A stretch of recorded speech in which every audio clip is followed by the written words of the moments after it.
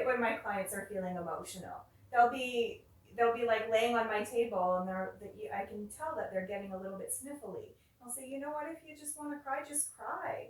Or if you want to say something out loud, say that out loud.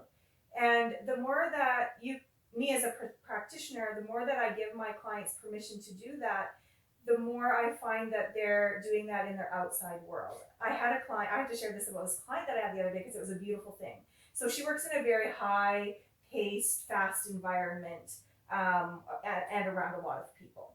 And so she said the whole day she was just feeling off. She was feeling like really overwhelmed, feeling like she just wanted to go into the bathroom and like lock herself in there and not come out for her shift. But her shift ended and she was sweeping the floor, and she said, I was just sweeping the floor and I was crying. And my boss came up to me and said something to me, and she said, and I just looked at her. She said, what are you doing? And she said, I just need to sweep the floor and cry. And her boss said, okay, you go ahead and do that. She said, I would have never done that a year ago. I would have just swept the floor and held it in and went home and been in a bad mood and then been in a bad mood with my family. But I just allowed myself to sweep the floor and cry. And by the time I was done sweeping the floor, I felt a million times better. Mm-hmm. And so part of what you just feel like nail on the head would be what will bring out the big word of intention. So intention is super powerful. And as you're talking about working with clients, what I've noticed is recently more than ever, and maybe that's in my own awareness, is to set intentions at all times. So when, a lot of times people that are going to mainstream counseling really want to get honestly wrap themselves up in the story and just, maybe have the story to share. When you're going into deep work with energy practitioners or services around that, you're going kind of into a deeper intentional level of release. So giving yourself permission is a wonderful way to start words. I give myself permission to, discover and let myself be open to the process. We talk about affirmations. Well, affirmations are intentions. Mm-hmm. So that is super powerful when you're doing any self-work. And just wanted to throw that out there because I know you guys all know that and we've all practiced it. So if a client comes in and you say, or if you're asking yourself that question is, what are my motives? Why am I doing something? What are my intentions? And if you can't answer that, then that's the place to look and to hang out with and to be with. So I think, when you're doing any type of action, what are my intentions?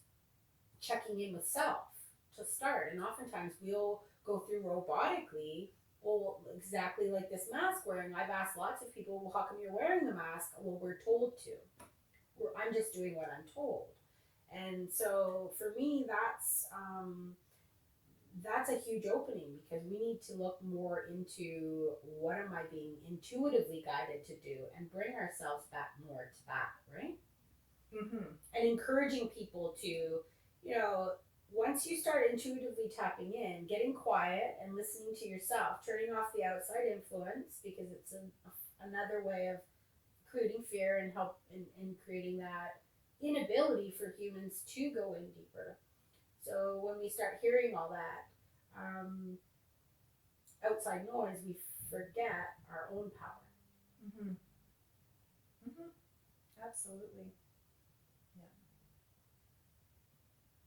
So intention in terms of how you guys work with people, like Lisa with your fitness clients, like how do you, in terms of setting intentions on workouts, I'm sure that you do a lot with that in an empowering way. My intention changes, and it can change based on what's going on, like intuitively.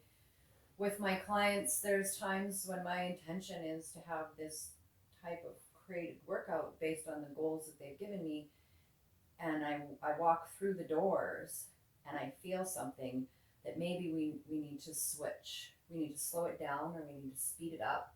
We need to focus more on strength or cardio, or sometimes I need to put them in a space where they can open up. I need to bring them into a more private area and train them and allow them to open up. Sometimes they need to work through emotion.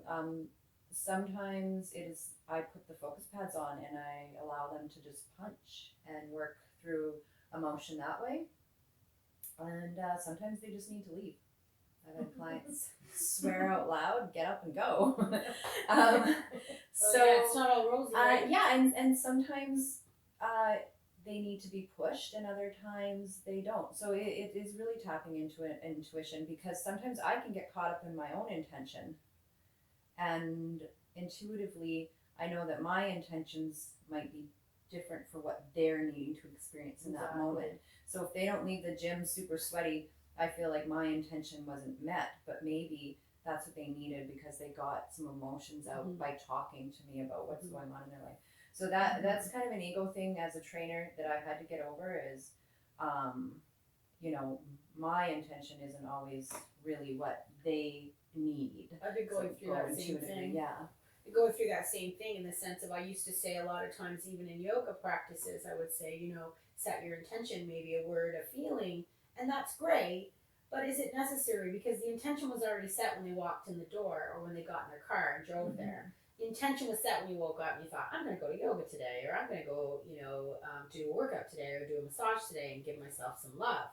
You know, so really, and life purpose. I called my card readings life purpose readings. But now, you know, I'm totally changing my tune on that because, as we pointed out right when we started, what is your life purpose? Your life purpose, in the greater grand scheme of things, is to follow divine intuitive guidance and get to the end of this life having no regrets. If you've done that, I like that. That's a purpose, is it not? And so no matter how that looks, you've got to the end, you have no regrets. You're not sitting in your old rocking chair going, well, I should have. No, I would have wanted to. I did. You know, part of that intention is just when a feeling, an intuitive, you know, I feel like doing this, I feel like doing that. Where does that come from? And why are unique beings also unique? That they all have these little ideas every day, right? That drive them forward. So that's the secret. That's what, it's not really a secret. It's what more and more people are waking up to, literally, from higher vibrations being raised by every soul on this planet. So when we join together as a collective, as crazy as that sounds for some people to hear, it's what's happening. And the more our language and what we're saying and our intention was set putting this video together today. We don't know where it's going. We knew that. We're sitting here. I think it's awesome that it's just, it unfolds the way it unfolds. So there's the perfect intention. We showed up with an open heart, with a loving intention, or with a loving heart. It doesn't even have to have that word around it or that, right? So it's so much deeper. So, you know, people are walking around every day beating themselves up about, well, I should have done it this way. I probably should have done that. Hindsight's 20/20. We say that. Why? Because it's really true. Too bad we all didn't have a psychic crystal ball that we could look into and say, well, I should have done this. Well, we can all do that, but we wouldn't be who we are. We know all that, right? But just to reinforce that and to really start to, you know, empower our society to be on a level of wherever their comfort level is and whatever. That's why I think, you know, all of us practitioners out there, these, what I'm calling light leaders these days, not a light worker. We're not doing work, we're doing leadership. We're engaging in everyday action that will create hopeful change and that hopefully people can aspire to in their own life. You know, we all started in our spiritual journey somewhere. You know, we could all tell stories and maybe we will, you know, but we all have somewhere that we've come from. And I think it's important to recognize that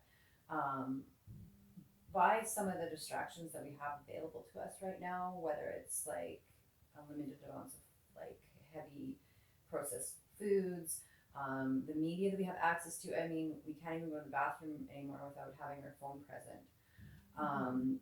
The media, the news stands, the screens or the billboards when we're driving down the street, and what we are exposing to ourselves on a daily basis can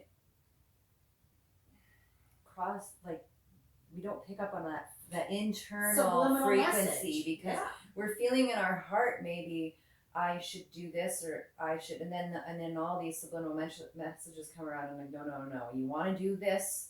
You need to do these steps in life to be a successful person. This means success. Your clothes mean make money, you a right? person. Yeah, money, looks, appearance, and all that. And then we lose track of that little inner voice saying, I just want to be happy. Mm-hmm.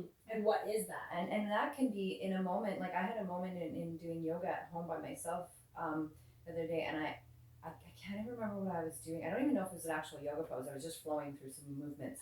And I just had this moment of like tears of joy in that moment, in that simple pose.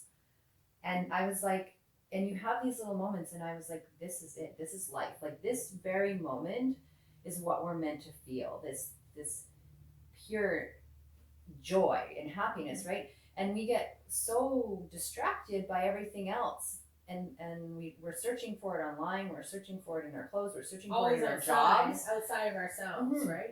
And it's in those moments.